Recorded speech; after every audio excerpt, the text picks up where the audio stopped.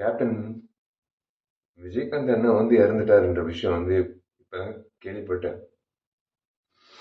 ஆனா என்ன மன்னிச்சிடுங்க, முதல்ல என்ன மன்னிச்சிடுங்க. நான் சத்தியமா இந்த நேரத்துல நான் உங்க பக்கத்துல இருந்து உங்க முகத்தை ஒரு முறை பார்த்து ஒரு காலத்தொட்டு கும்பிட்டு அவங்க கூட இருந்திருக்கணும். நான் வெளிநாட்டுல இருந்தது என் தப்பு என்ன மன்னிச்சிடுங்க.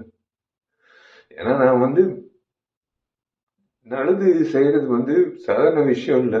எங்களை மாதிரி ஆளுங்க நல்லது செய்யறது சாதாரண விஷயம் இல்லை. எங்கேயோ ஒரு ஒரு யாரோ யார்கிட்டயும் இந்த ஒரு கத்துக்கிட்டு இருந்திருக்கணும். அது நான் உங்ககிட்ட நான் கத்துக்கிட்டேன், சத்தியமா சொல்றேன்.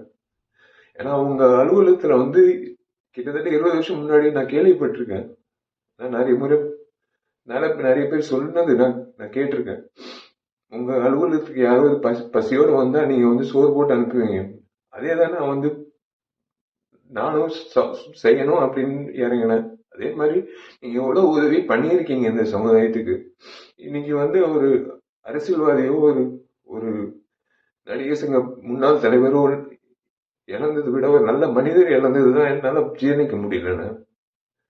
இன்னைக்கு நடிகர் சங்கத்துல வந்து நான் நாங்கெல்லாம் பொறுப்பேற்றதுக்கு அப்புறம் உங்களை வந்து சந்திக்கும் போது பிரேமலதா அம்மா சொன்ன ஒரே விஷயம் தான், நீங்க அந்த பதக்கத்தை மீட்டுட்டு எடுத்துட்டு வரும்போது உங்க வீட்டு நகை கூட வந்து அந்த அளவுக்கு நீங்க ஒரு ஒரு ஒரு விஷயமாவே எடுத்துக்கல. நீங்க அந்த பத்திரத்தை அப்படியே ஒரு பொக்கிஷமா நீங்க வந்து உங்க லாக்கர்ல வச்சீங்கன்னு அம்மா அந்த அம்மா சொல்லும் போது நீங்க செஞ்ச உதவிகள், நீங்க செஞ்ச விஷயங்கள் இந்த நடிகர் சங்கத்துக்கு நீங்க நடத்தின அந்த நிர்வாகம், அரசியல்வாதியா நீங்க நீங்க அவ்வளவு துணிவா நீங்க பேசின பேச்சு, உங்க செயல்பாடு, ஒரு நடிகனா நீங்க இவ்வளவு பேர் வாங்கியிருக்கீங்க.